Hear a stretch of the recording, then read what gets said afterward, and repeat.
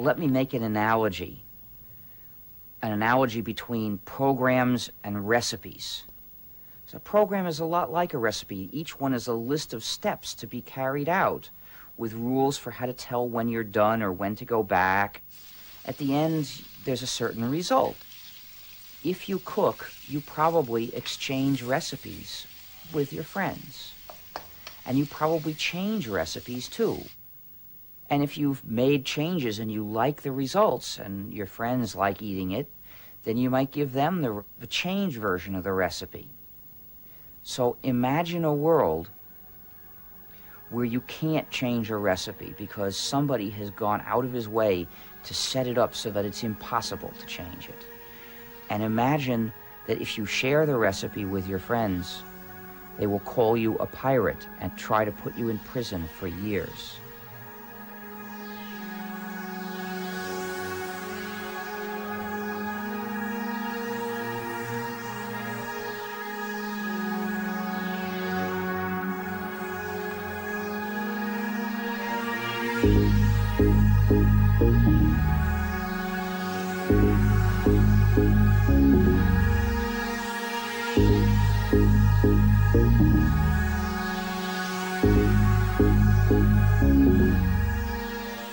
I use the word hacker in its correct and original sense to describe a person who pursues computer programming as a kind of artistic passion and who also is part of or identifies with the hacker culture, which is a group of programmers historically that has produced the internet and Linux and the World Wide Web.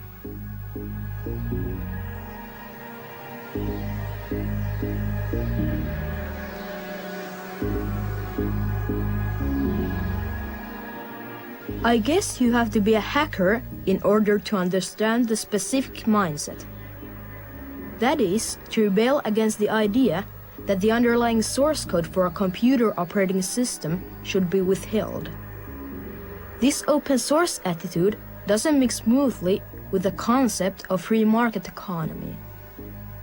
It is also a threat to the traditional concepts of copyright and intellectual property.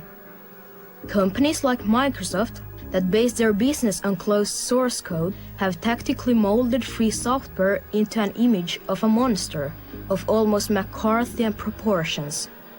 All this made up one of the strangest success stories of the 1990s, epitomized by the community's gifted leader and invaluable icon, who planted the seed for a movement whose ramifications continue to spread. Linus Torvalds har skapat ett datasystem som har slagit hela branschen med häpnad. Linux, an operating system that now runs 8 million of the world's computers. Wired-lehti julistaa tämän nuoren miehen Väinämöisen veroiseksi shamaaniksi, jonka kehittämä Linux-käyttöjärjestelmä on internetin upein mestarituote. Torvalds' decision to distribute Linux for free and reveal its underlying source code has made him a quasi-cult figure. Linus Torvalds datageniet som drömmer om att fälla Microsoft-jätten Bill Gates. Hur går det? Det finns de som säger att Linus Torvalds har åstadkommit ett mirakel.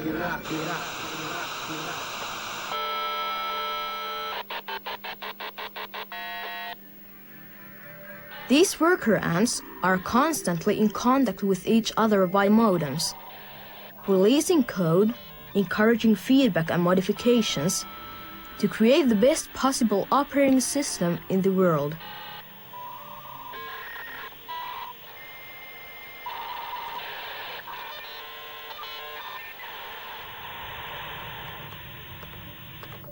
I didn't want anybody else to have to go through the same thing I had. We were trying to find something like Linux, so I decided, maybe some other computer science student out there needs his own operating system. Then he doesn't have to start from scratch. It wasn't the big fight against the windmills. It was not Don Quixote against the world trying to make a better place.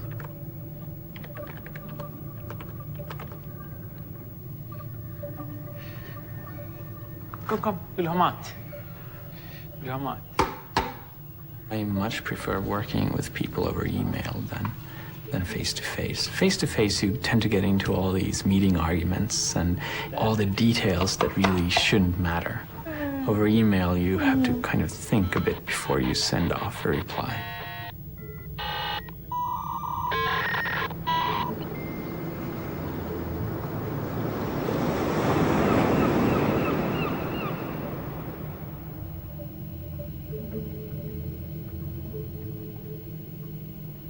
Just because we're not in the same place doesn't mean that we aren't sort of together in a social sense. It's like one very, very large shared office. We even have our arguments and squabbles over the internet in the same kind of way. I mean, this is a huge project. There has never been a software project that I know of that's been worked on by so many people from so many dispersed places to put this all together. The most innovative thing about the Linux community is not its source code, but the social machine that has developed around the source code.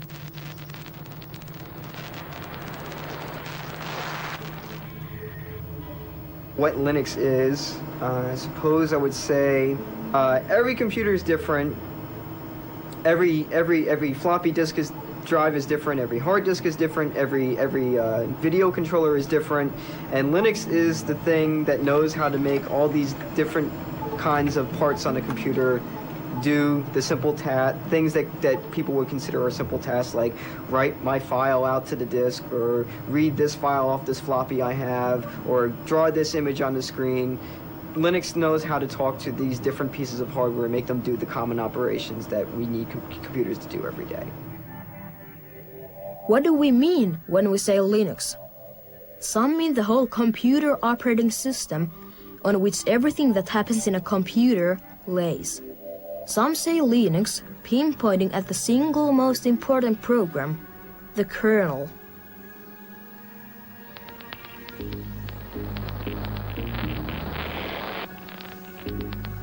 It has to go back to the person who started it, to the person who somehow used the net to create a community of people who all felt that their contributions were being valued. And that ability to foster cooperation could very well be something that can only come from a person raised in a country like Finland.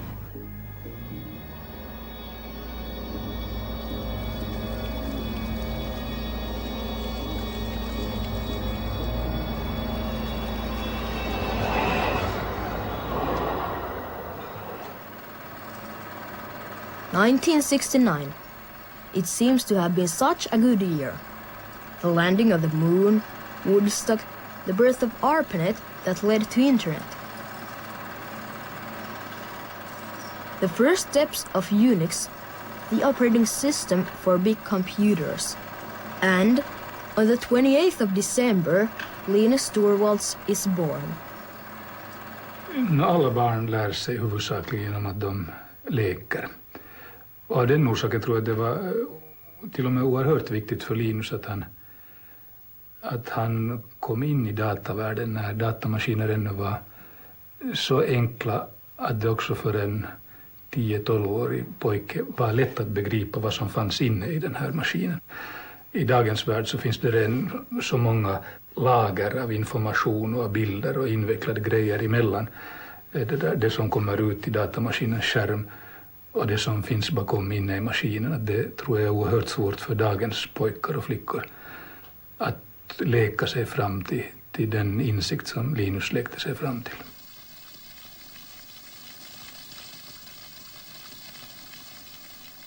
Jag tror det var kärlek vid första ögonkastet både för min pappa och för Linus, som tillsammans var barnsligt förtjusta båda två i att pröva de möjligheter som VIC 20 gav. Platsen där Linus utvecklade Linux finns ju inte mer eftersom väggarna har rivit. Här i det här hörnet, eller ungefär här som nu är soffa, så var Linus skrivbord och dator som han jobbade med. Jag skulle säga att den största förändringen är faktiskt just det att han är så numera är, som jag brukar säga, en stand-up-guru, för att han är van att uppträda för publik och han kan ta sin publik. Det är kanske inte förvånande men i alla fall frapperande när man jämför med hurdan han faktiskt var, och det där relativt blyg och tillbakadragen och inte den som själv tog kontakt, utan hans vänner var de som höll kontakt med honom. Hello everybody out there using Linux. I'm doing a free operating system, just a hobby, won't be big and professional like GNU for 386 and 486 AT clones. This has been brewing since April and it's starting to get ready. I'd like any feedback on things people like or dislike in Linux, as my OS resembles it somewhat. Any suggestions are welcome, but I won't promise I'll actually implement them. Linus Torvalds@kruunahelsinki.fi. 1991. The Soviet Union closes down. The Gulf War. British physicist Tim Berners-Lee releases a hypertext system, calling it the World Wide Web. Microsoft is well on the way for world domination. And on the 17th of September, Linus Torvalds sends the first version of Linux, 0.01, to the world via internet. The first responses arrive within hours.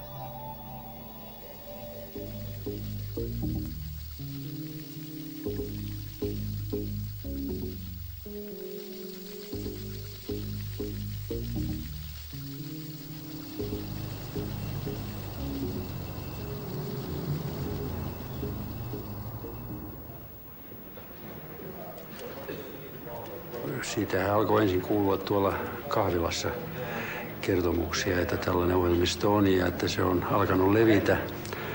Ja tästä Linuxesta kuultiin myös sitten, että mikähän on miehiä. Kyllä hän niin oli herättänyt huomiota laitoksella kyvyillään siihen mennessä.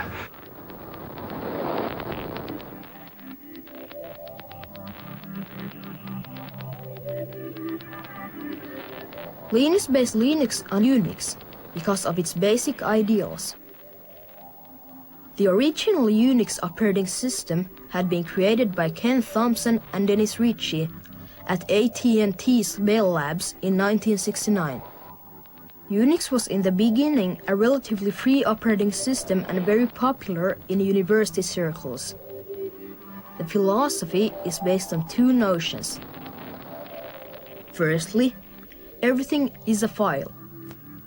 Secondly, when you build something, you write things that are for a single purpose, but that do that purpose well.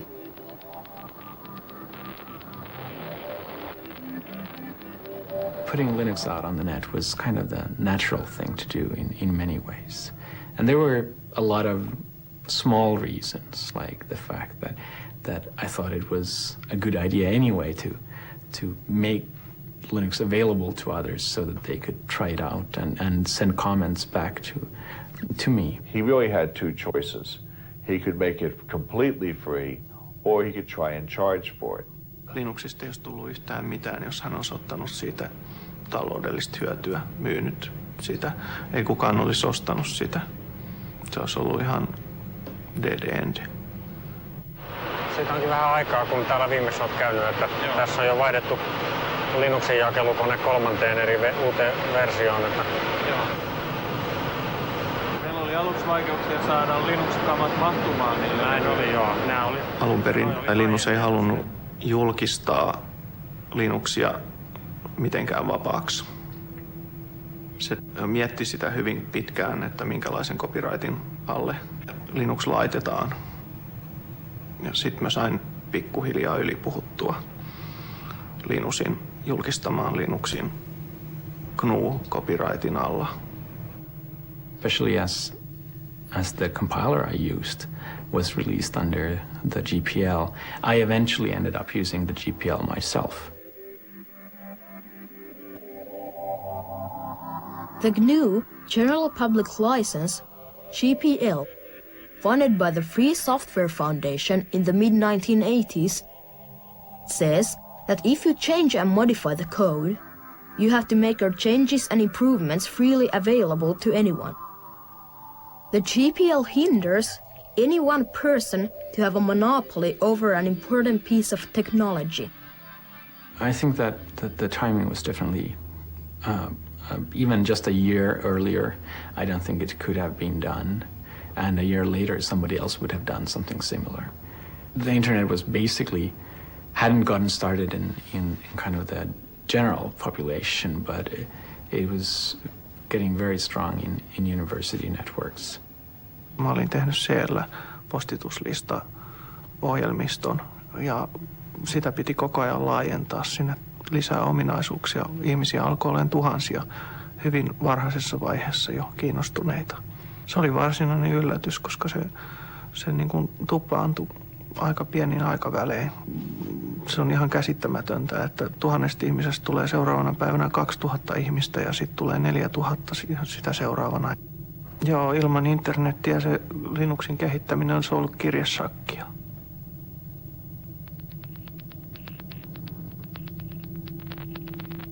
My name of choice was Freaks, F-R-E-A-X, which was both the free and freak plus the X that you need to have for Unix. En tykännyt ajatuksesta nimittää sitä Freaksiksi. Se ei ollut kauhean myyvä nimi. Ari Lemke, who actually put it up for FTP, thought that it really was a bad idea and really hated the name, and he made the FTP site available for it, and he just called it Linux because he knew that was the working name, and the name stuck, and Linux is the much better name.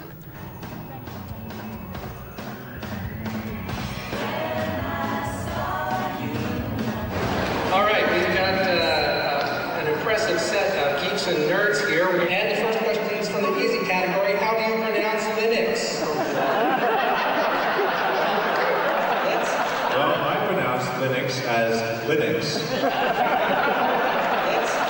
However, the total answer to that is, if you are Linus Torvalds, you probably pronounce it as Linux. On the other hand, if you come from the West Coast of the United States, you pronounce it as Linux. And as he said, he doesn't care how you pronounce it as long as you just use it. It was in July of 1991, which was shortly after Linus had released the 0.09 version of the kernel, that I started playing with Linux. Heard about it on, I think, Usenet, downloaded it from Finland, started playing with it, thought it was really neat. And at that point, there was very limited transatlantic internet bandwidth. So it was very painful to download all these packages from Finland. And so I decided, well, we need to do something about this. And I used my personal workstation that was on my desk, which was tsx11.mit.edu. And I set up a mirror archive of all the kernel sources on my private workstation. And that was the first US Linux FTP site that came into existence. The first time I got Linux was I downloaded the floppy images for Linux, and in the Penn State University computer lab, I installed it on one of their machines, and they subsequently kicked me out of the computer lab that day. But that was my first experience with Linux.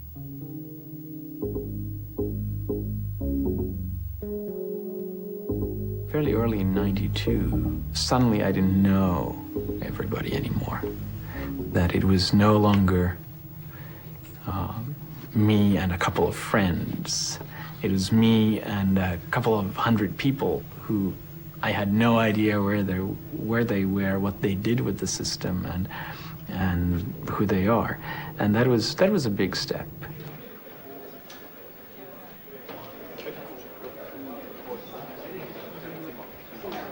The 1.0 release in '94 was certainly important, and it meant a lot to me just because there was a lot of work behind it. It was certainly a landmark to commercial use of Linux. It was really hard to use Linux commercially before 1.0. Toivotan teidät tervetulleeksi tähän Linux-käyttöjärjestelmän julkistamistilaisuuteen. Miksi tämmöistä Unixia ollenkaan tehdään, varsinkin tämmöisessä yliopistoympäristössä, on se, että niitä kyllä on olemassa PC-koneillekin, mutta niiden hintataso on erittäin korkea. Eli kun esimerkiksi DOS nostaa kotikoneeseen $200 markalla, niin tuommoinen Unix-kotikoneeseen maksaa helposti parikymmentä tuhatta markkaa, mikä on opiskelijalle hiukan liian paljon. Menkää vaikka jonnekin tietokonekauppaan, niin kysykää, että onko teillä SCU Unix, niin ne katsoo teitä kysyyn ja sanoo, että ei, emme. Itse asiassa paljon helpompi kirjoittaa se itse. The development process of Linux is odd. It is not a hierarchy where everyone is free to suggest and send changes to the code. There's one person who leads, makes the big decisions, and chooses the best ideas. Linus, the benevolent dictator. Everyone knew that someone had to be the head of this work group, and Linus was the natural head given that he did the original core Linux kernel, and Linus was someone who was a very, very good leader. He's someone who's actually quite humble.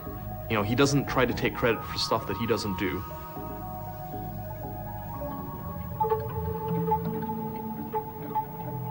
You want to have hundreds, thousands of people working on the kernel at the same time, but you don't want to have all these people stepping on each other's toes all the time, because that way you will just get, most of the time will be spent on just resolving conflicts between people, and you just have flame wars all the time. I used to think that it was this hierarchy where I was at the top and they were my lieutenants, and I don't think it's that way anymore. It's more like a web of trust where I have people I trust and they have people they trust. Well, there are lots of things that motivate developers. There's artistic pride, the satisfaction that you get from doing good craftsman-like work. There's the idealist's feeling of being something larger and part of something larger and more important than you are. There's a desire to help the world and see good solutions happen. In the absence of monetary rewards, most people, most of the time, are playing for a kind of reputation reward among their peers.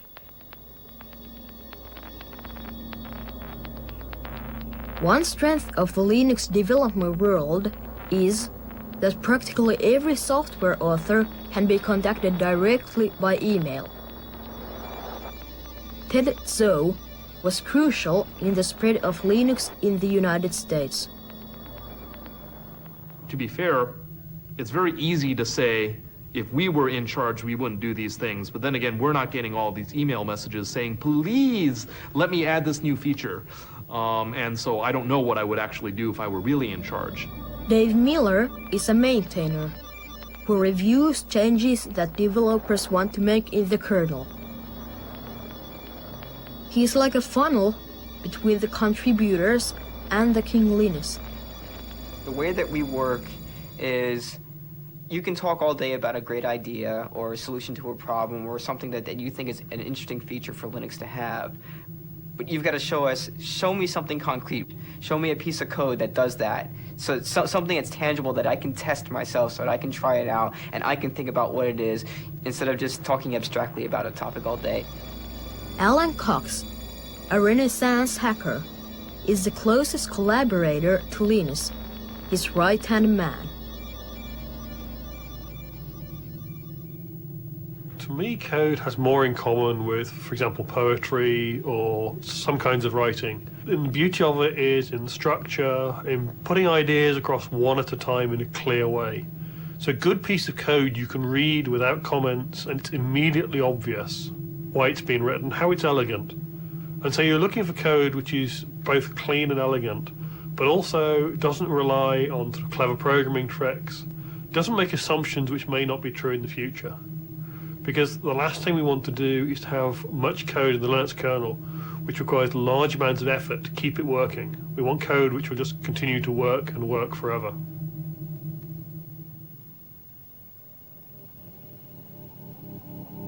Having led the Linux project for 5 years in Helsinki, Linus was recruited to Silicon Valley, California. He wanted to see the other side of the world of commerce, not just the academic side.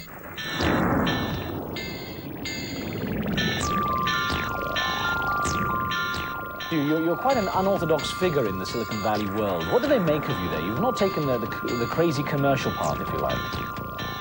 Feel like the king of America. Southbound Vertical Parkway. The weather's quite like the Antarctica. You're never alone in Silicon Valley, USA.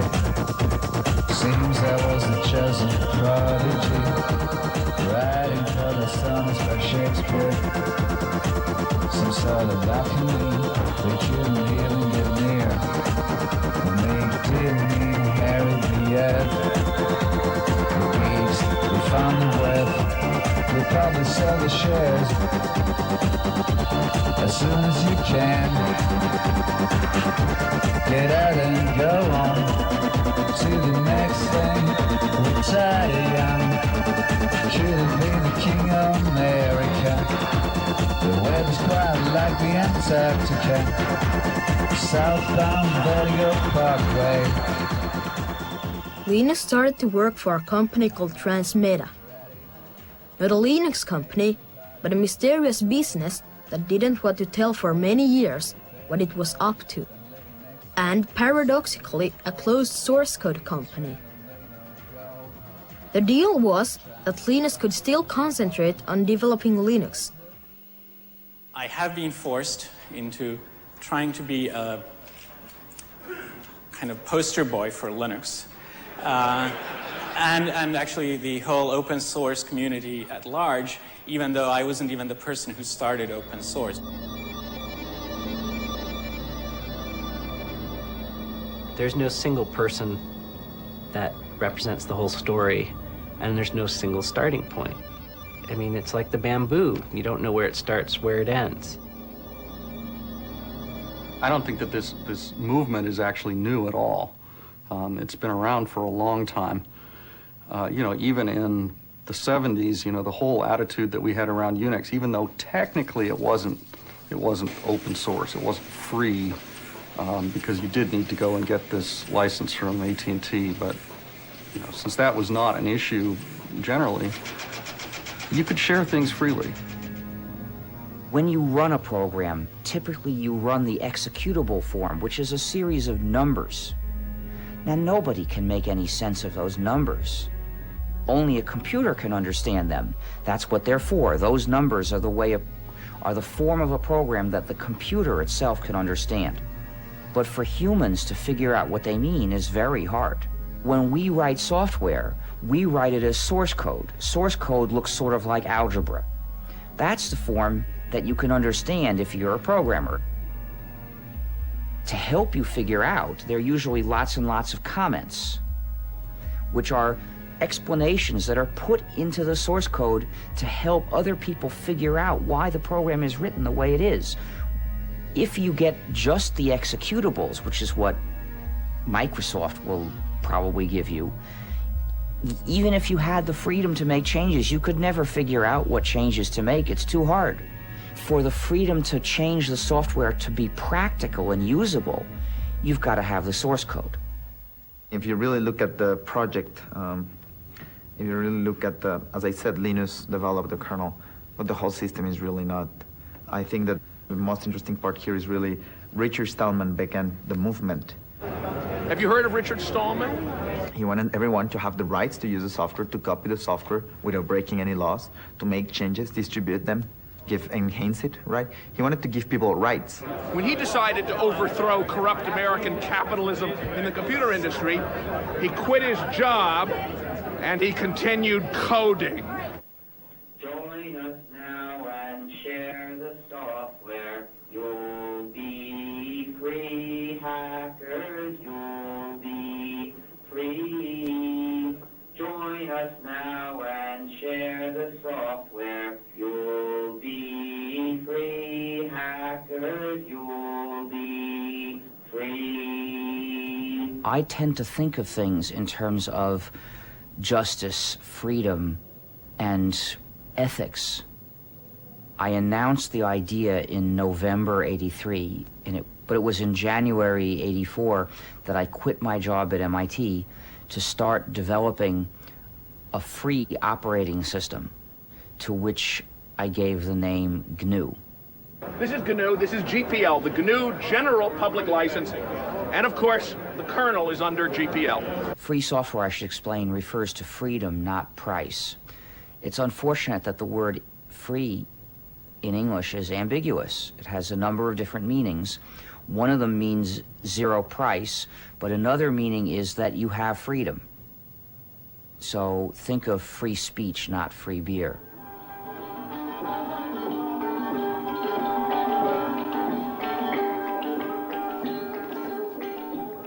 There is a similarity between the folk process, where a poem or a song or a story can get refined and reshaped by one teller or singer after another, and the way free software gets improved.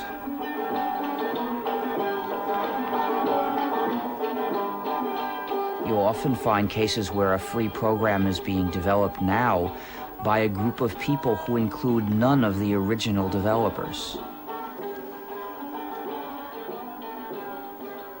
In 1991, we had almost finished the GNU system. Our goal was to make an operating system like Unix, but entirely free software. This complete operating system required many different components. By 1991, we had almost all of those components. Many of them we had written, and many others we had found somebody else had written it for his own purposes, but it did the job. And so we pressed it into service as a part of GNU. One major component was still missing, the component called the kernel.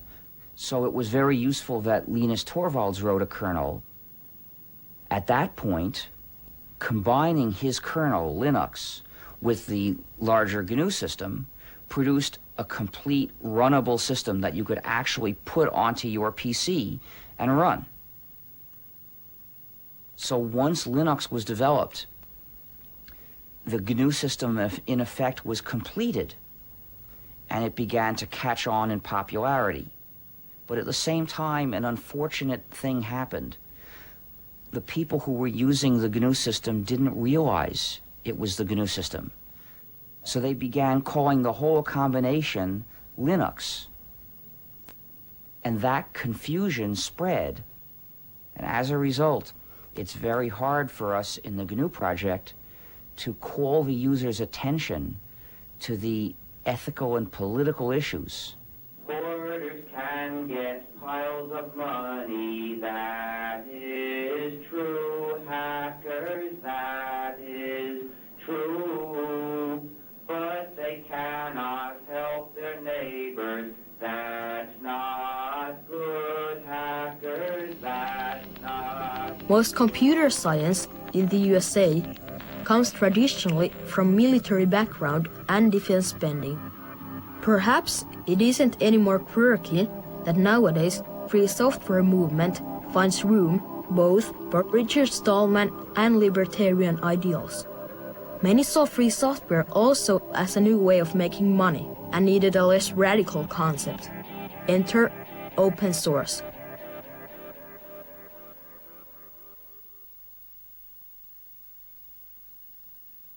We looked at the history of advocacy in what at the time was still mostly called the free software movement, and we concluded that it hadn't worked. That in fact the rhetoric and the tactics used by Richard Stallman and the Free Software Foundation had probably left us worse off than we were when we started. The term open source doesn't really imply a lot of political issues like it used to. The free software term still does.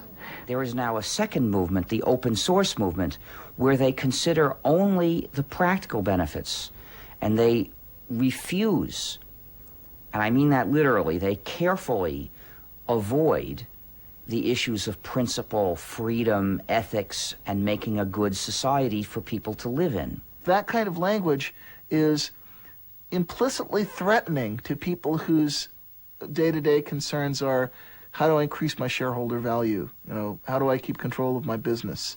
How do I address my actual down-to-earth problems? People like that, you know, when you walk into their offices and say, you should use all open source for your business because sharing is good and hoarding is evil, it doesn't work. It just does, as communication, it fails. I am not against business. I don't believe in abolishing business. I do business myself. But I believe business should not dominate all of life. The rules of society should not be chosen primarily to please business. In early 1998, majority usage in the community went from free software to open source in 6 weeks flat in the late spring, early summer of 1998.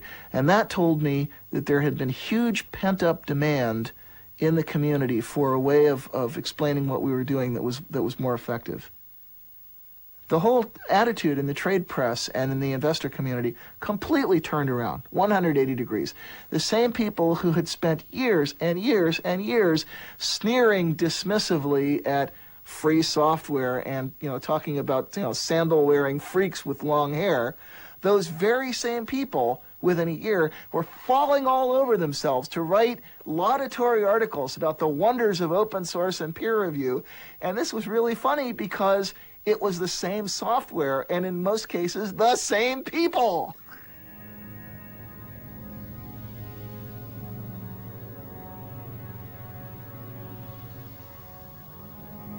Linux happened without the help of people with deep pockets, or even despite the help. How can we keep from destroying the magic by pouring all of this money into Linux? When Linux started to become commercialized, people said, oh, well, we'd like to keep it as our own little project and things like that, and nobody should be making any money off of it. Well, in the real world, people make money off of things. In the United States, it's a capitalistic society. In Europe, it's a capitalistic society. And in order for companies to start using Linux, they want to have somebody sitting there who can give them support, who can sell them the hardware, who can do all this type of thing. And these people who sell this hardware and sell the support are going to make money. Not every one of us is a hacker. Actually, very few of us will take the effort to download our own Linux from the net. Even fewer will tackle with the code itself in order to improve it. Though Linux was hard to use, customers valued strongly its reliability and open source code. There was an opportunity for companies with new visions.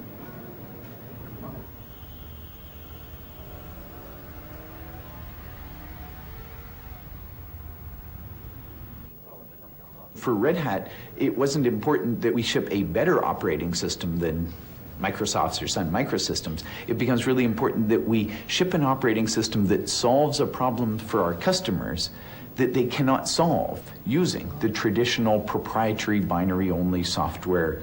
We're recognizing what we were doing was we were building technology and then giving it away. So we said, well, how do you make money doing this? And of course, we would go to California, to Silicon Valley, and everyone would say, well, you cannot make money in the software business giving your technology away.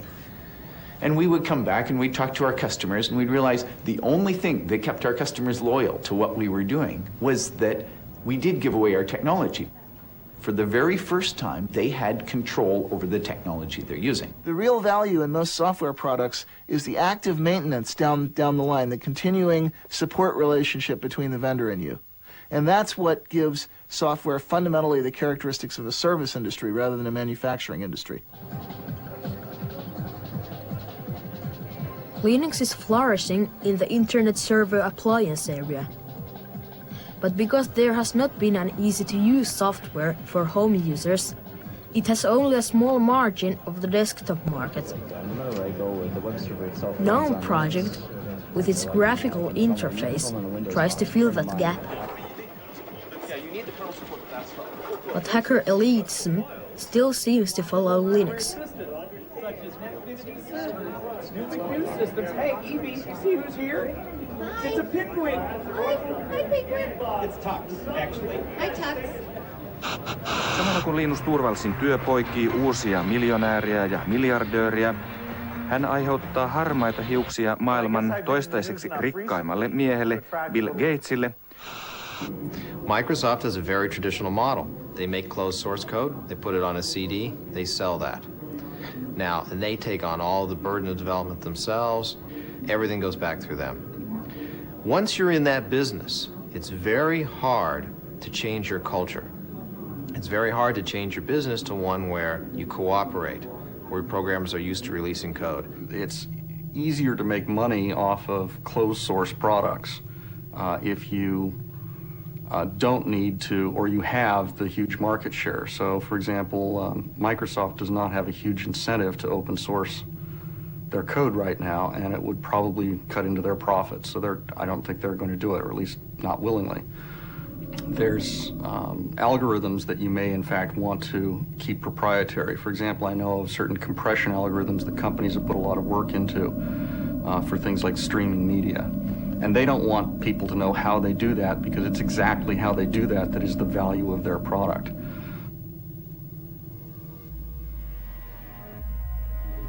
Fighting between Linus, who's the leader of Linux, and Bill Gates, who's the leader of Microsoft, and it becomes really personal.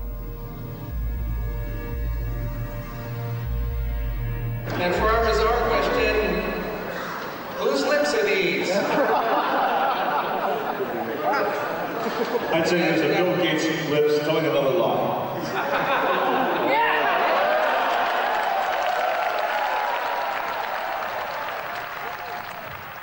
The acceptance of Linux has been helped enormously by the fact people have known that Linux exists through the news. And the David versus Goliath story helped there, but I don't think it was particularly true.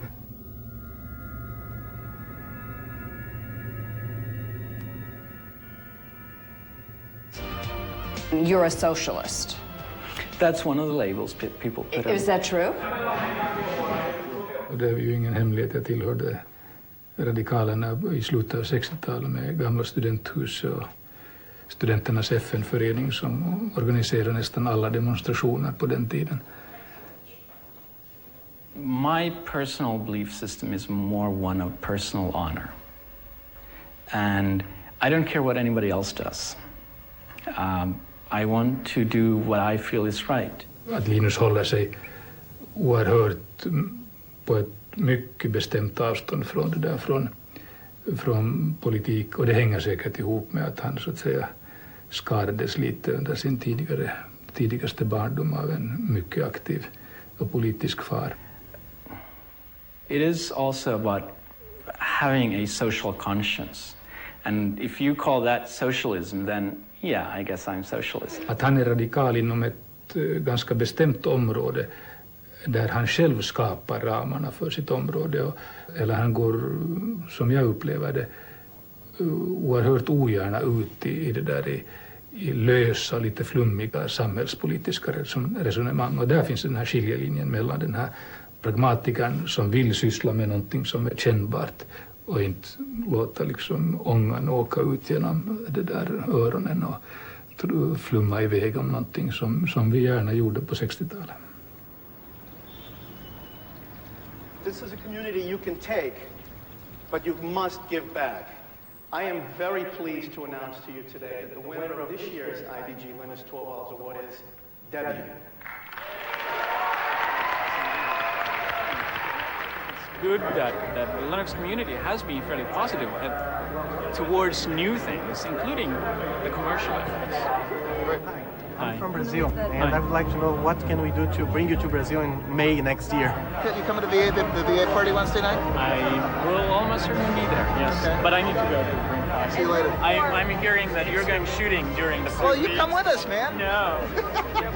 Tell him Anita said hi, and I'm still working on my speed. Tell him that he'll know what I'm talking about. I'm sure a lot of the community is worried that, you know, these big enterprises, these big commercial vendors are not going to be able to give back to the community. The thing is that people expect other people to be nice and take care of things, and I don't think that is true, and I don't think that it should be true, and I think the power of Linux is that even if nobody else helps you an inch of the way, you still have your own copy of Linux, and you still have your own power to do whatever you want. And I think just because I want to avoid the politics of Linux, I want to be somebody that everybody agrees is a nice guy, and he doesn't buy shit. Next just one last question. Sure. I'm from India. Do you get a lot of developers from India contributing to the kernel? Not that many. What is the message that you would like to give them so that you get more and more of them? I think one of the problems is just infrastructure. They don't even necessarily have internet access, or they have very slow internet access. And I think that people are also maybe not used to do this collaboration on the internet, and they're kind of nervous, right? Any message you want to give them to motivate them to get more of those developers? I don't know what the issues are in India. There are going to be issues that are like local issues that Indians want to be able to do things that the American continent doesn't care about at all. And I think that's really motivational when somebody says, hey, I can solve this and I can make my own version of Linux and it will be better for me, right, as an Indian or as a just whatever person. And that's how you should be motivated, and whatever I say, you should not care. If you want to find out firsthand, Linus, what Indian problems are you running? I don't want one more. We can just one more. Sorry. Thank you very much for your time. Thanks. If you come down to India next time, I will try to, but I will take a holiday. And if you want to take a picture for Dutch magazines. Okay. Are you planning on coming to the Netherlands? The real value of Linux may be somewhere else than knocking Microsoft out. Linux was designed to run on a cheap hardware and to solve common problems. If you are poor, it is a real alternative, free of charge. Linux projects started in Europe and the United States. But by now, free software allows it to find ever more new programmers from new sources, from regions where computing is still in its infancy.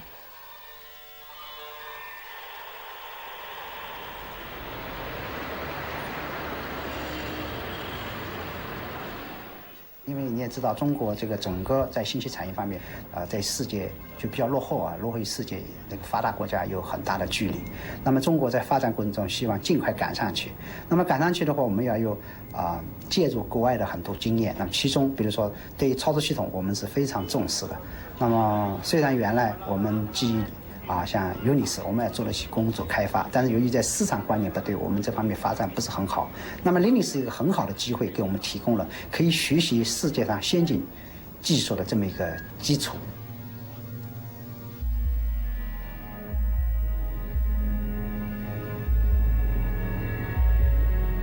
And I think that this is the greatest transfer of wealth we may have ever seen between kind of the industrialized rich North. And, I'll put Europe and the United States together in that, and the third world.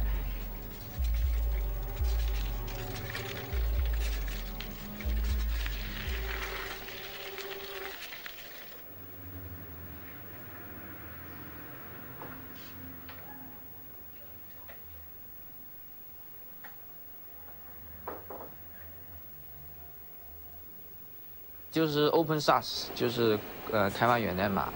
我觉得这一点呢，对很多人来讲是非常重要的。因为我毕竟是很喜欢哲学，所以我很多时候喜欢从哲学的这种角度来看，就是说，我觉得它是比较符合科学精神，就是说把这些知识共享，就不会有任何的隐瞒。就我觉得印象比较深是这些。我在那个公路上面加个 Linux 服务器吧，起身说要。好啊，我加完了再跟你们说吧。OK。其他领域，所以我从来不把它看作只是在这个电脑界里面才会有作用的。You have basically one of the most privileged classes in capitalism, programmers. They can make so much money from working as programmers that they have the time to devote to their own hobbies. Programmers like Alan Cox, they could name their price. Here are these people who are at the top of the heap, and through the structure of transfer of intellectual property that they've come up with, they are transferring that wealth. It is socialism in action, even if the libertarians, are horrified whenever that is mentioned.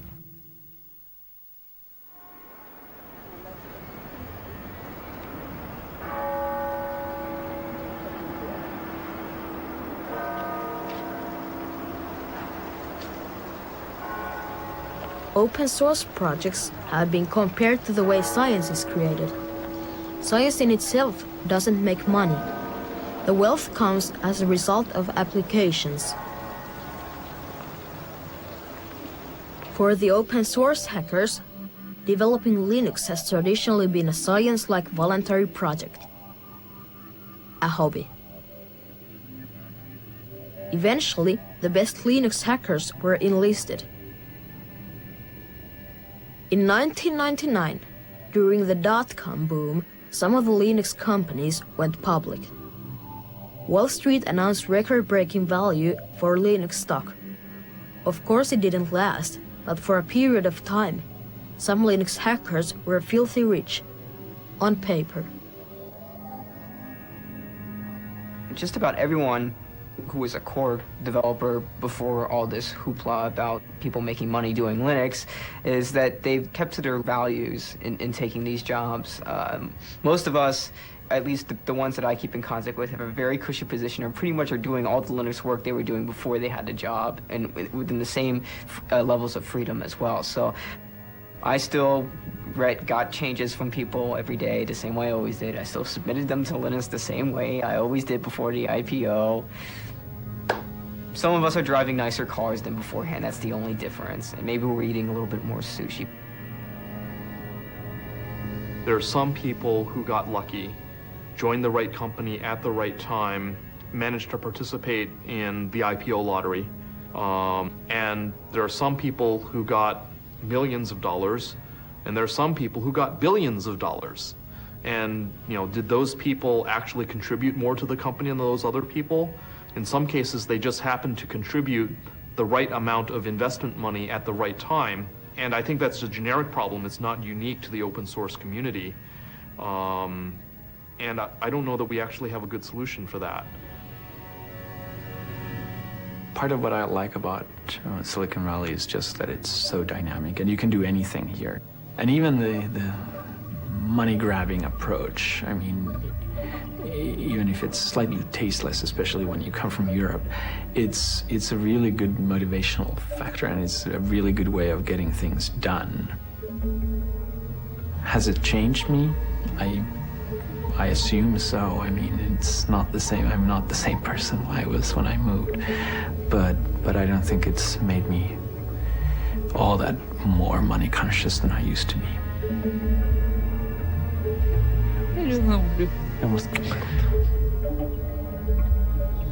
2001, imagined by Stanley Kubrick. In the most ambitious and grotesque PR stunt in history, suicide hijackers blitz America, with far-reaching consequences. IT recession affects also open source. No longer does Linus have to act in public all the time, as an enlightened philosopher ruler, harassed by the media. But the coolness of Linux still intact. The phenomenon disappears into gadgets, invisible pieces of technology for households and entertainment industry. Gradually, many of us turn into Linux users when the code infiltrates our clocks, toasters, and mobile phones. As for bigger ideals, it could be one of the greatest missed opportunities of our times. If free software liberated nothing but code.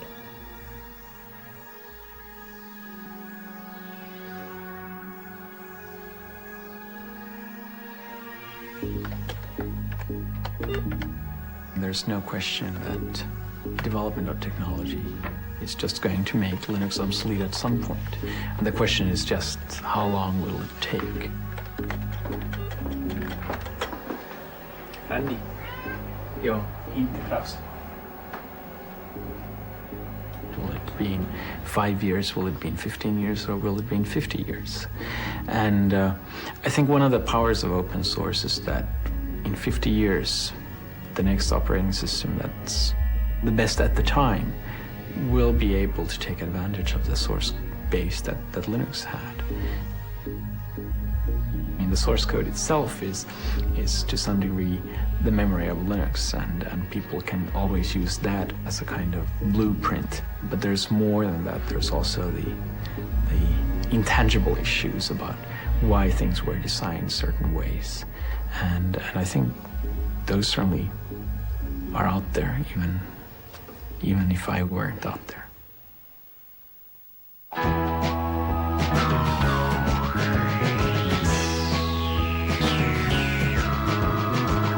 Please get a breath, start thinking.